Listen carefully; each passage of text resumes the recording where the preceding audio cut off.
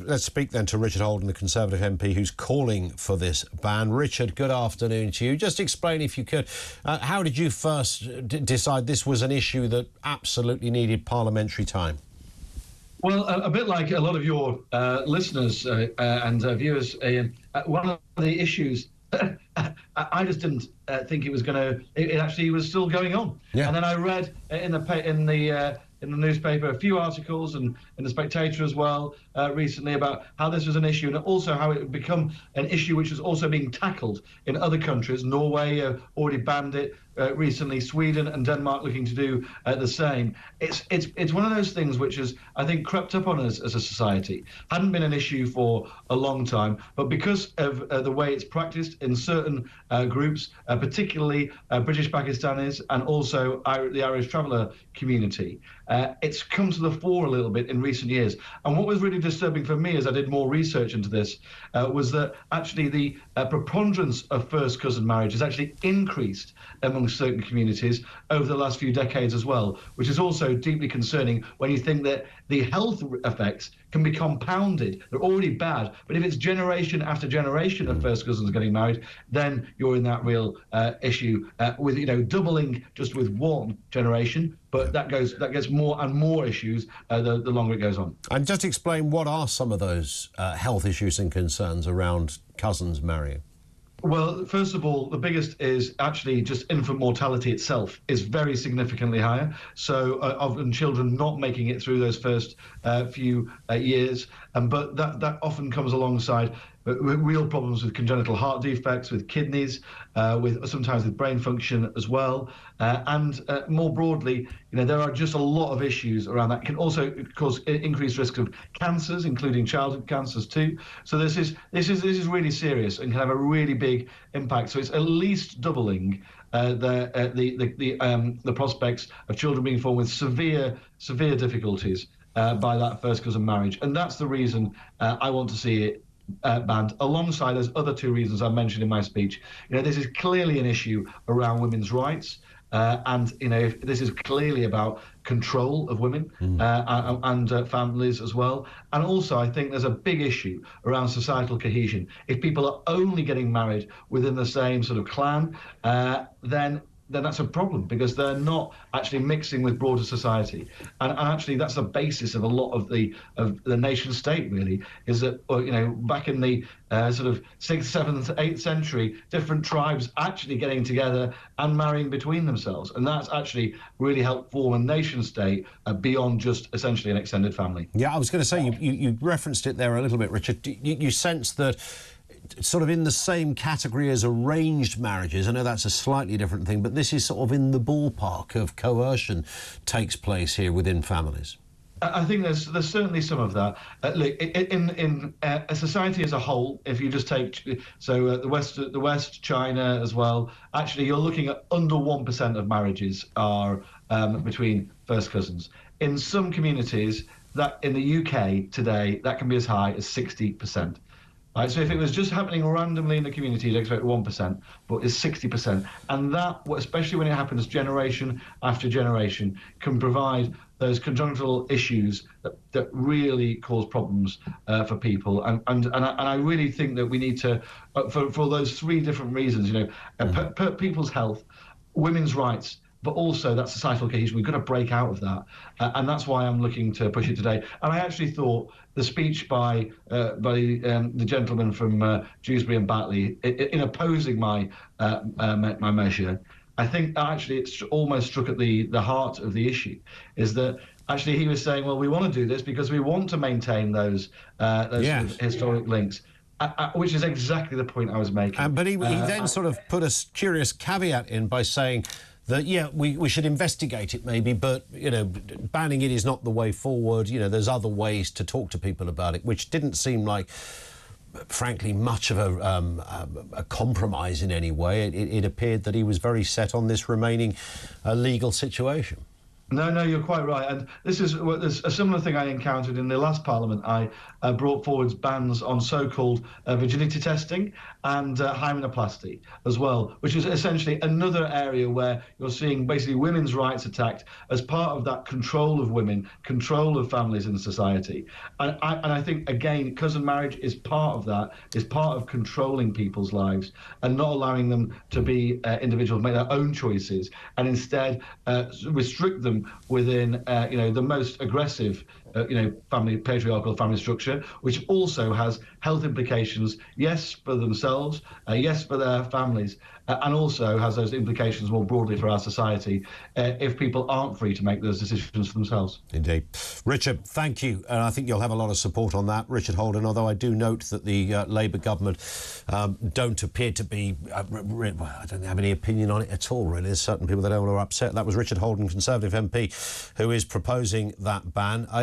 Again, I think I speak for most people. I didn't even realise you could marry your cousin. I thought that was just a bit of a no-no. You wouldn't want to, really, would you? But the idea that it maintains some kind of family lineage and keeps it all, well, literally keeps it in the family, despite the quite clear and demonstrable health dangers to the child. He mentioned, Richard Holden told us that infant mortality is higher among people who are cousins who've married and had a baby, and all sorts of other issues, multiple issues that he cited were a problem. Yeah, it's news to me that you could even do it, but apparently you can, and that's Richard Holden's attempt to try and get this banned. Will it have any success? Probably won't be given the full parliamentary time to do that. Sue is in Derbyshire. Sue, good afternoon to you on this point. Oh, good afternoon, Ian. Nice to have you with us, Sue. I'm a first-time caller. Welcome along. What I'm trying to say is I am a Derbyshire Pit village person. Okay. And within that village, we do have a couple, a lovely couple, who have got the careers going, come back to the village, and still loved one another, and had a beautiful daughter.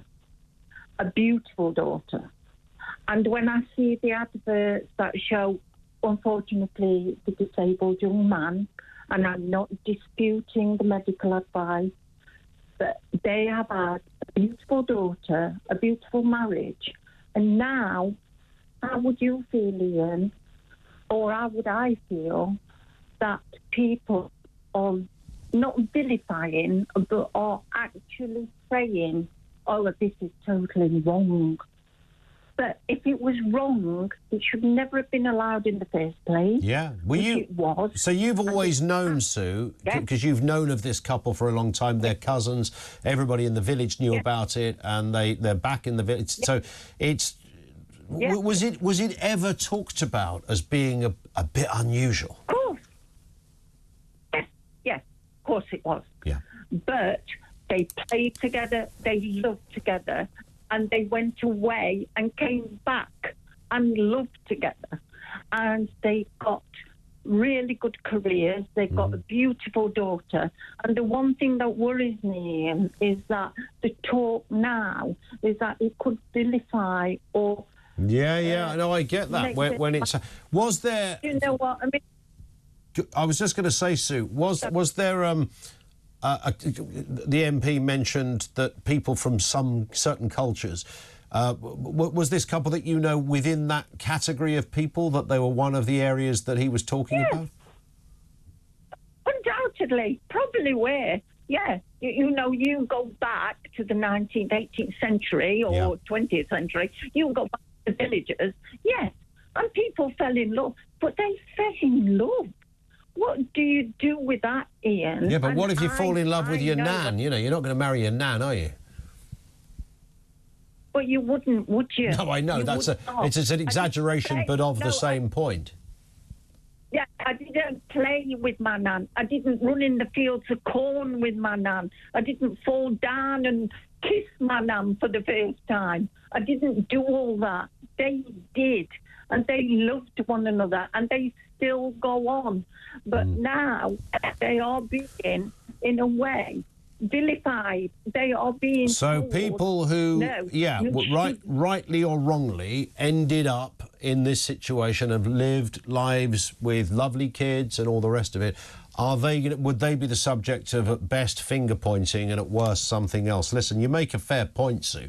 How society deals with those already in this situation? Thank you to Sue in Derbyshire. Let's go to Christine in Cumbria. On this same point, Christine, what are you making of this?